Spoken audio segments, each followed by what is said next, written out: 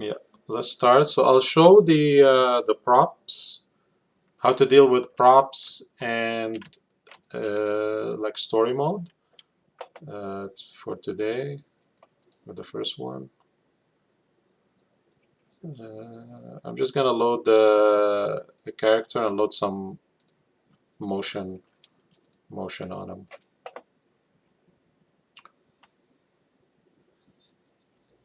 Open no animation.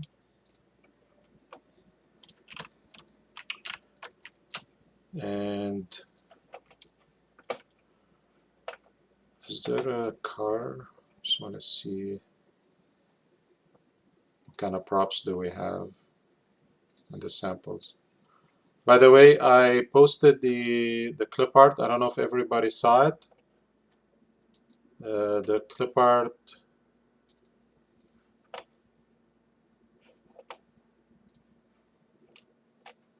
up here.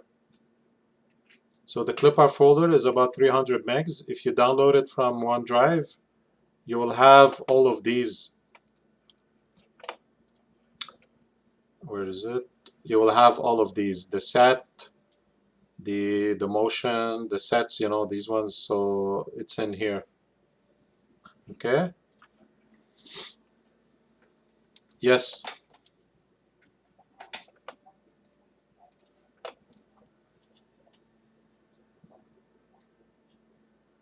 Oh, okay. I thought it was, yeah. Did anybody try it? Anybody else try it? No? Okay. Um, can I ask somebody to try it like now? I just want to see if I don't think I added any password or anything like it. Maybe you have to log in SharePoint. Maybe you have to log in to the Dawson to your Dawson email or Dawson OneDrive. Yeah, yeah, please.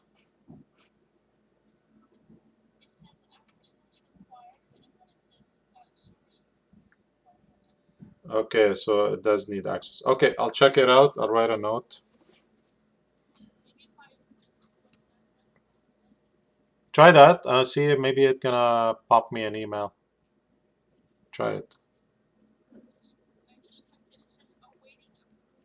Okay, so it must be sending me an email.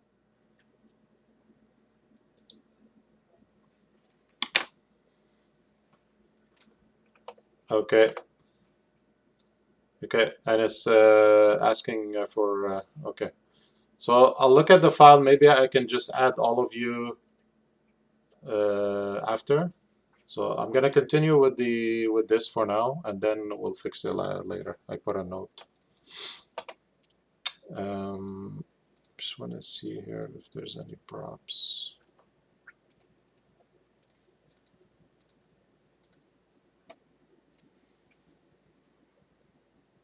Nightstand.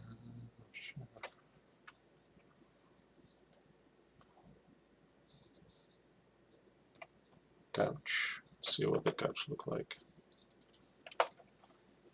Okay, it's not bad. So this one is already set up with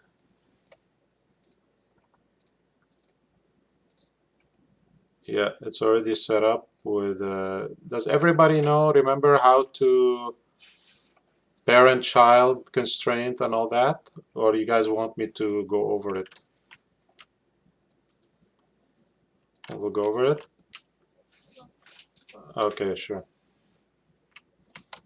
So just in case, okay, so I'll delete the this node. Okay, so I think we need to put it at 0, 0.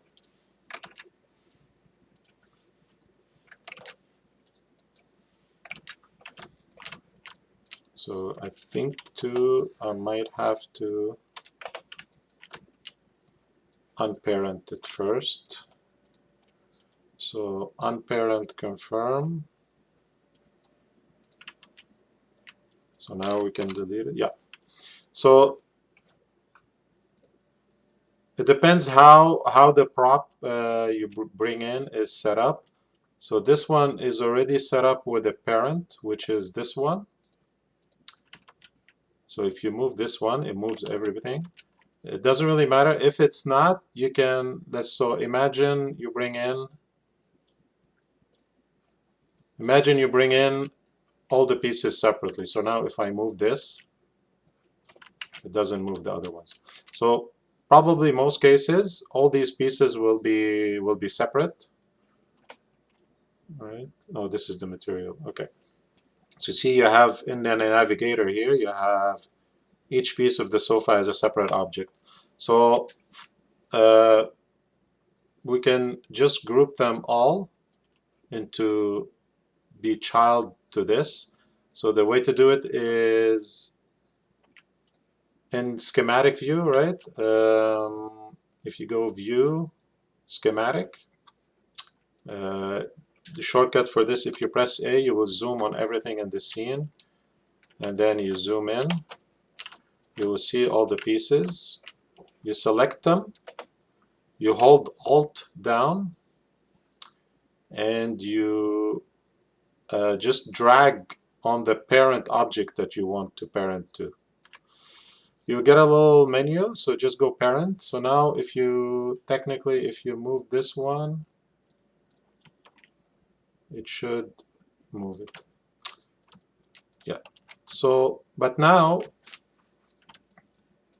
I mean, it depends what you're animating inside the scene. This pivot could work, but just in case, let's say it's a different object. Let's say it's a car or something else that you want to animate. You want to change. You want a different pivot for the parent object. So what do? I would recommend changing the pivot. It's a bit wonky. You can still do it, but I prefer, if you want to change the pivot of an object, you have to do it like this. So in here, in the object, you press and hold the object button, and then you go to pivot, and then you bring down the pivot point where you want. Okay? Another way to do it,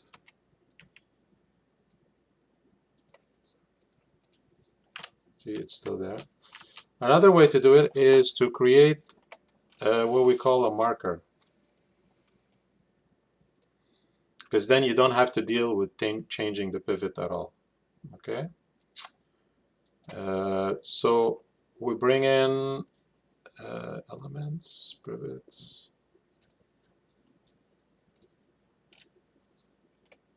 Where's the marker? Marker. So this marker has some benefits. You can do different shapes with it. So if you select it, I would highly recommend calling it properly. So couch marker. And then you go in the properties, marker setting, the look, you can change it to, you have these options. So hard cross, and then, excuse me, you can scale it so you can see it visibly for selecting it. So right now, this marker is below the grid. We want to fix that. So we just, there is a shortcut to zero out the position. If you right click, zero transition rotation, it will put it right in the center of the grid, which is the 0, 0. I don't mind this location. I'm gonna go with it. If I go on top view, it's pretty centered to the sofa or couch.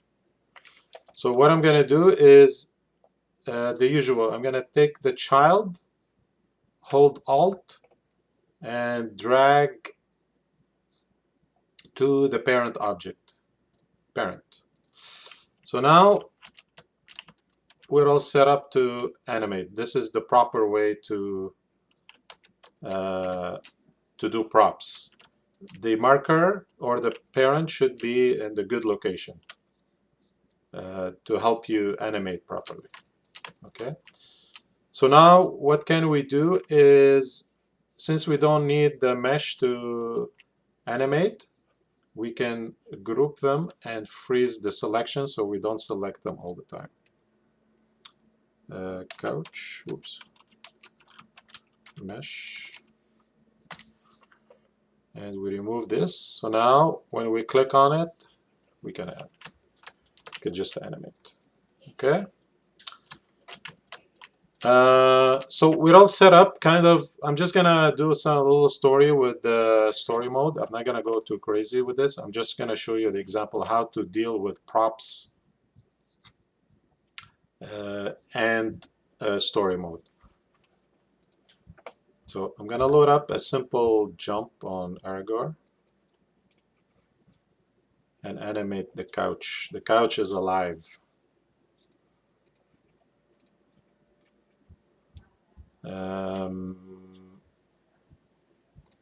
Yeah, I think we need to switch to control rig, yes.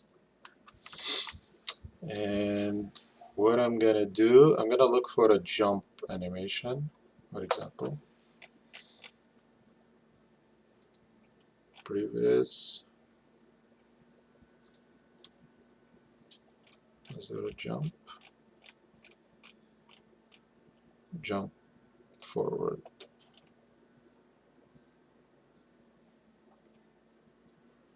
Yeah, that could work. Let's see how far it is.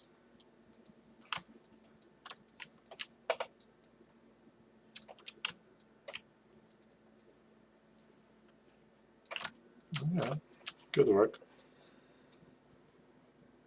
Could be a little bit higher, but we'll see if he passes through. Okay, so I'm just gonna move this clip over there. So it's a bit more on the center. And what I want to do is animate this couch. So the couch is alive. It's coming to attack Aragorn. And it's basically, you animate the couch as you would animate a camera or anything outside of a character. Okay? So you would need to, let's say for example, it vibrates. You're gonna see some amazing skills right now.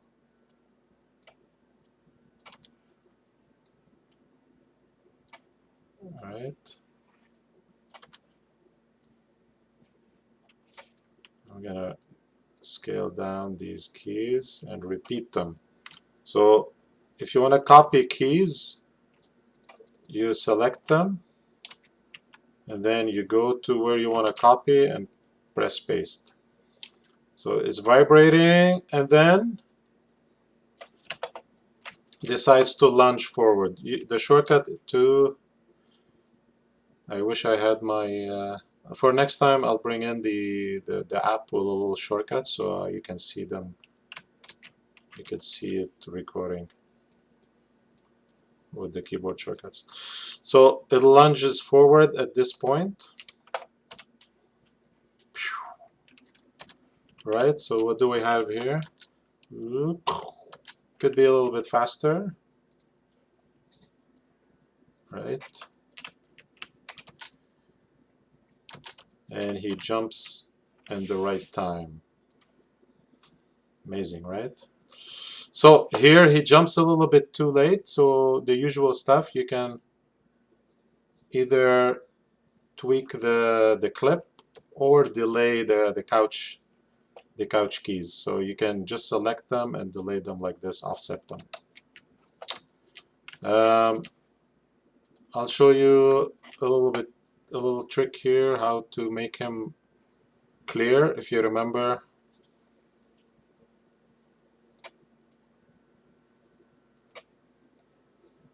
you guys remember how to make him go higher?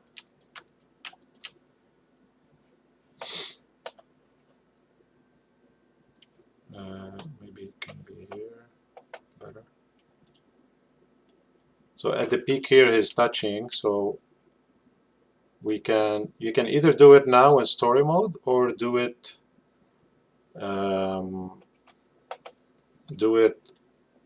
outside of story mode once you're done this part. I'll leave it up to you. So in here, I want to cut the clip. When he's in midair, cut it again. And then what do I do with this one? I take it, make sure visibility is on, and just raise that clip up so he jumps higher. So what happens now is there's a little pop here. So what do? We just blend this one, or yeah, so we can blend just the, if you remember my previous example, it's on YouTube, by the way. I used one of the jump downs for Gaunt, and we did the same thing. So you can just take go away. I'll put it up here. So you can just blend the frame or the pose here to this clip, right? And same thing here. Can take this pose and blend it previous. So you can start blending earlier to that frame.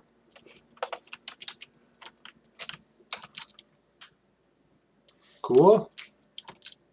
Wow, that's not bad for 5 minutes.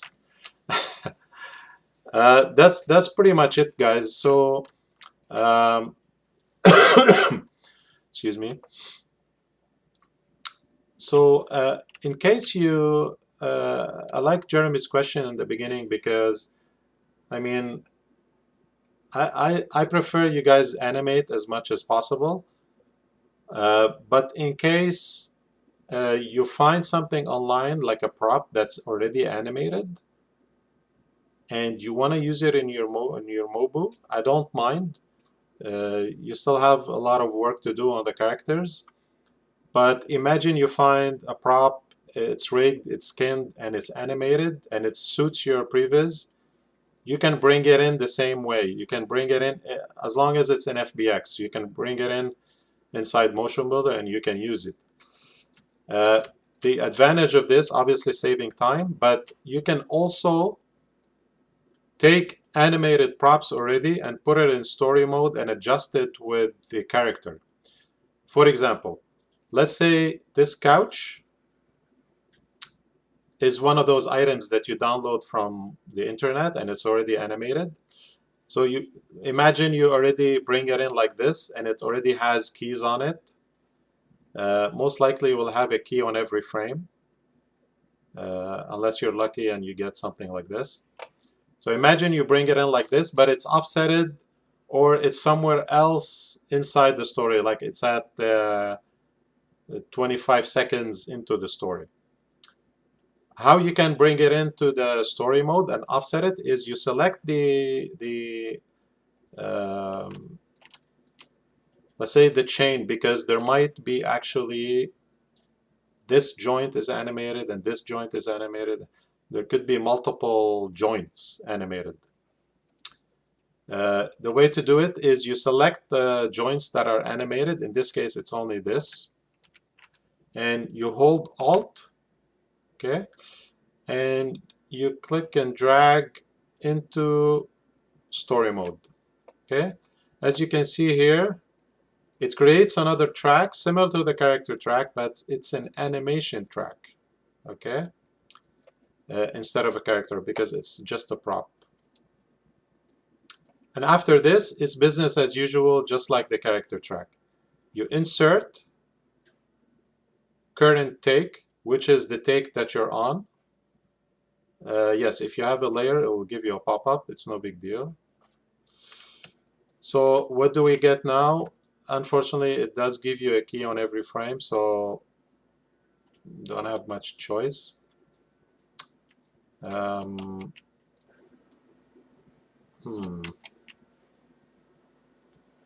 It is supposed to... Did we key it on the layer? Okay, let me get rid of this and the layer. Yeah. So now insert current take.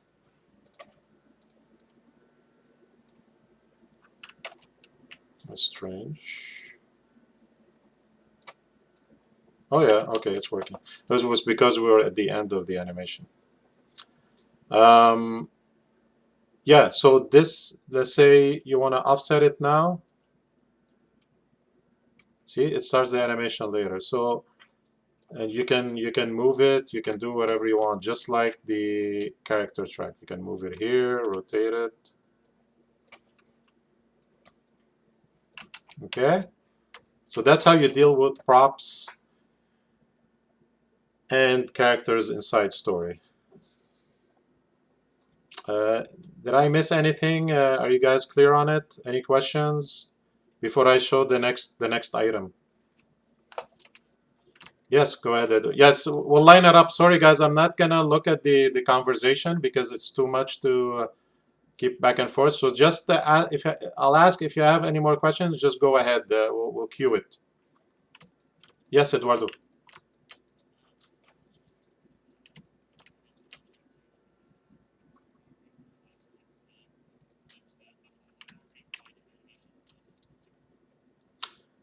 Yes, for you mean for the next week or the next 3 weeks? Yeah, I would use the previous folder and keyframe what you don't find, and this clip art folder with, I believe it's in characters, no, elements, oh, motions.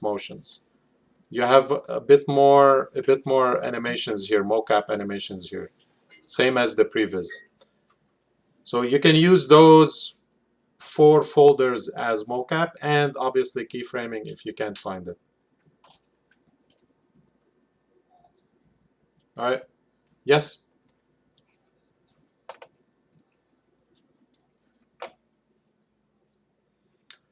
So carry props is as simple as, do you mean carry as in it's always stuck to the character, or does he put it on and off? On and off. So those are a little bit more tricky. I would leave that till after the 3 weeks. But just keep me informed about your prop, okay? Because I'm gonna be looking for it in the next 3 weeks, and I just need to know if you're gonna do that later, or if something isn't clear in the MOV. Just let me know that the prop will come later. Sounds good. Yeah.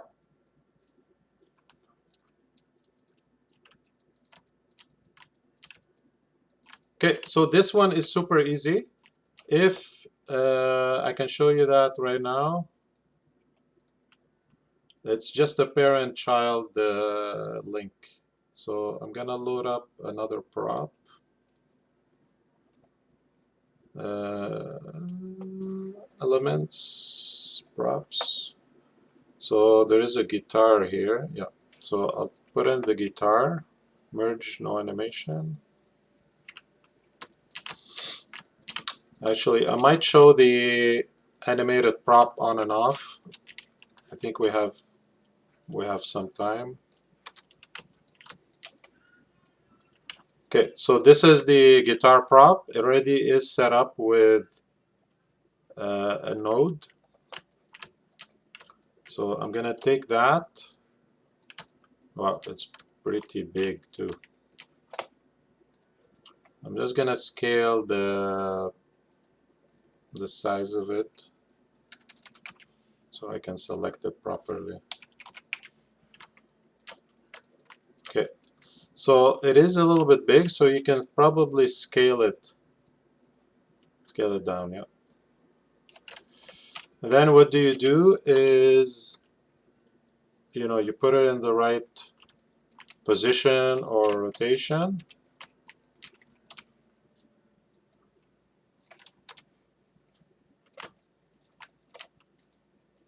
And then what do is you parent child to the bone that makes sense. So let's say it's a sword, you parent to the hand. In this case, I want it on his back. I would select the object I want to parent. I want the object to be child of something. Hold Alt, click and drag to the spine controller and parent. So now if when the character moves, it's just following at 100%. So this is the easiest thing. I would do that in the beginning once he's in T-pose.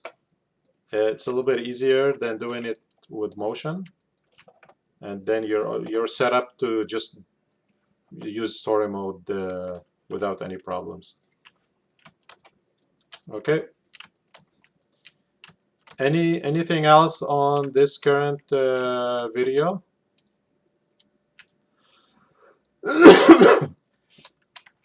No? Okay. So I might as well show you guys.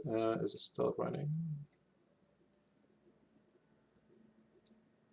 Yeah, good. I'll show you. Yeah, I'll show you how to use multi-ref constraint. But again, I would only do this after we're finished with story mode, because trying to do this. Let me save this scene.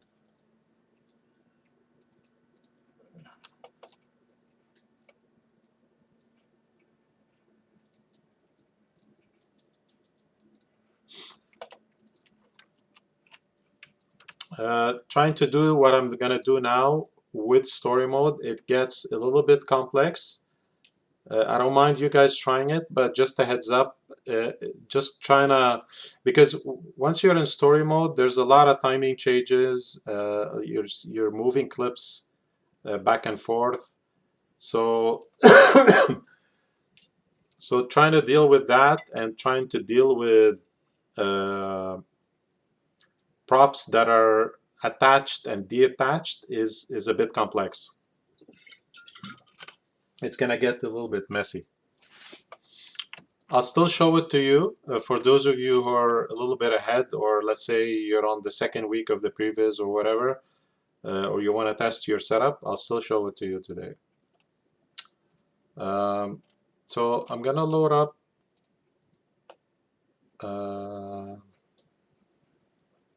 that's a ball, beach ball. Where is it? Ball. Okay.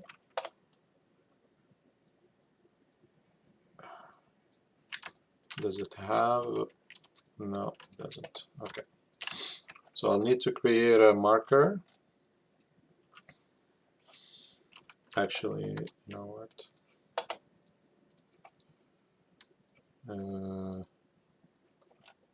Let me load up the character first.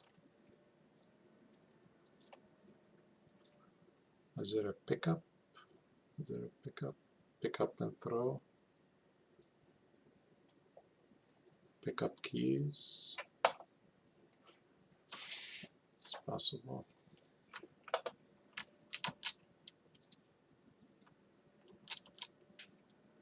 Yeah, that's good.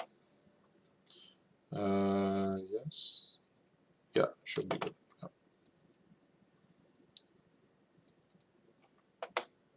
And then merge in the ball, the beach ball.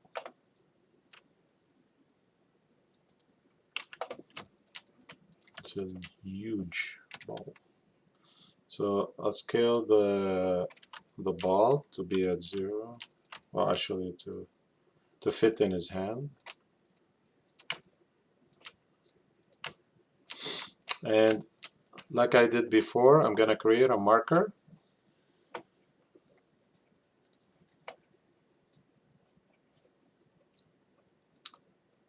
Where are you? Marker. And I like to use the cross because it has almost a 360 kind of view. Okay. So I like the pivot of the ball, so I'm just gonna align the marker to the pivot. So align. It's the same technique. Hold Alt and drag to the ball. But first I want to align translation rotation.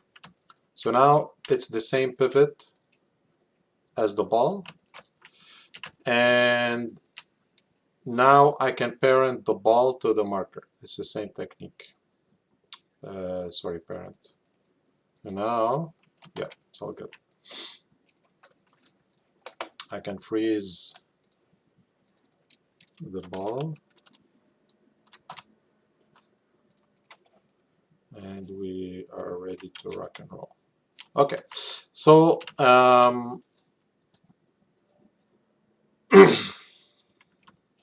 so what I want this character to do is, go down, pick up the ball, and whatever, throw it after. I'm not going to animate the throw, but what I want to do first is there's something inside Asset Browser, Constraints, something called, Template, Constraints, and there's something called Multi-Referential. If I drag and drop this one on the viewport and then go to Navigator, if you lose this view, it's always in here, right? So in Navigator, you have the usual, and you will have a kind of a folder called constraints. If you open that up, you will see what you just dragged in. So if you have multiple ones, I highly recommend to name it to multi-ref ball.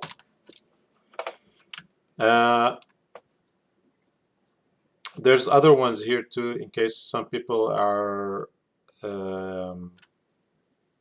want to try it, or there's a parent-child constraint, there's a position only, there's a rotation only, there's multiple ones. It's a little bit more advanced, but we're only going to use this one for today. Possibly maybe the parent-child, but for now we'll just focus on the multi-ref. The multi-ref is the only one that enables you to attach and detach to a character or to another prop. So the gist of it is you have two things here, rigid body and parent. So rigid body is what they mean as what is being constrained, what is the child. In this case, it's the marker. We want to animate the attachment of the ball to the hand, and in the beginning it's off, and then animate the attachment to be on. So the rigid body is the marker,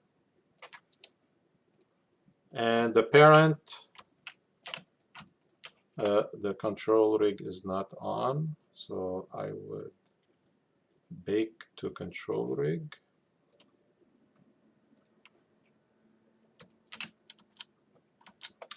And the parent is the right wrist effector, which is this one. All right.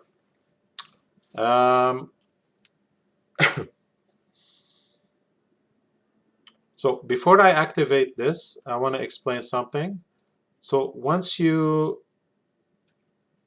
assign an object a multi-ref constraint, it will have a list of parent objects it has to follow. Okay, and where do you find this? You will find it in here, key control. In the ref section, you will find a list of parent objects. So right now, the marker can be controlled by itself, which is the marker, or it can be controlled by the right wrist effector. If I add, for example, if I add the left hand, you will see it added in this list. You see? So you can have multiple parents. So let's say he's juggling. and you want to animate the on and off of the hand, that's how you do it. Okay. For now, we're probably gonna only use the right hand, so it's okay. You can keep the left hand in there. It's not gonna damage anything. Um, and what do you do is you animate, you keyframe the attachments, the attachment. Okay.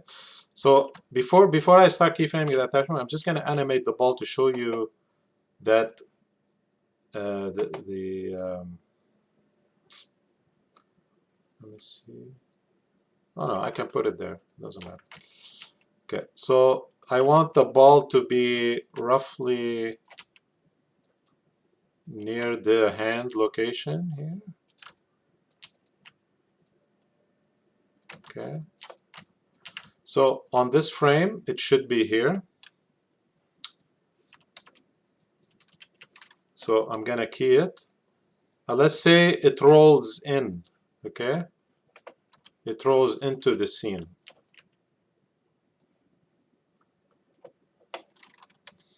Can push this key backwards.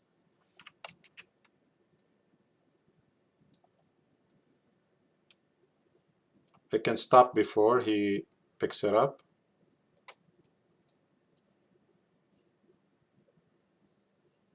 Okay. So right now we're able to keyframe it because the parent of the marker is the marker itself. So that's why we're able to animate it. But let's say at this frame, at frame 70, yeah, he starts going up at frame 71. So you want to attach it at frame 70. So let's say at frame 70, you want it to start following the hand. What do we do is simply choosing the right hand effector. So what happens now is if I go back one frame, the frame before is actually 69. 69, the marker is the parent. You can actually keyframe it to see it visually here. See, it creates another key. It actually creates a key for the attachment. And frame 69, or sorry, 70, yeah, 70, it attaches to the right hand. So now if we keep scrubbing, oh, nothing happens. So what's going on here? I did keyframe the attachment, but nothing happens. Why? It's because the multi-ref constraint is not active yet. So what do we need to do? If you lose this window again, so let's say you're here, open up constraints, double click on the multi-ref, you just need to activate. Okay? So now it follows just because it's active. So just be careful if you keyframed all this and you don't see it moving, just look in the active section. The lock, I'll explain what the lock means. So right now you can still, even though it's attached to the hand, you can still move it, you can still animate it. It's kind of good and bad because you can probably move the attachment by mistake, or it's good because sometimes you want to animate the product. Let's say it's attached to, he has a hat, he puts on a hat and the hat is wiggling in the wind. You still want to animate it and make it still follow the character, right? So, but if you don't want to, let's say it's a sword or just a hat with no wind, and you want to lock it so you don't move it, you just press lock. So now you cannot move it by mistake. Zero, be careful with it because what zero does is it snaps the pivot of the marker to the pivot of the hand. So, and you don't want that. So try to avoid using zero. Even if you use zero by mistake, doesn't look like it. Okay, maybe it doesn't work on multi-ref the same way.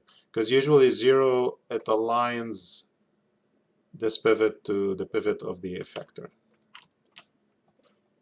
Okay. So that's how you animate attachments on and off. That's the basics of it. Does anybody has questions on this one before I move on to the other one? The scaling the characters. All good?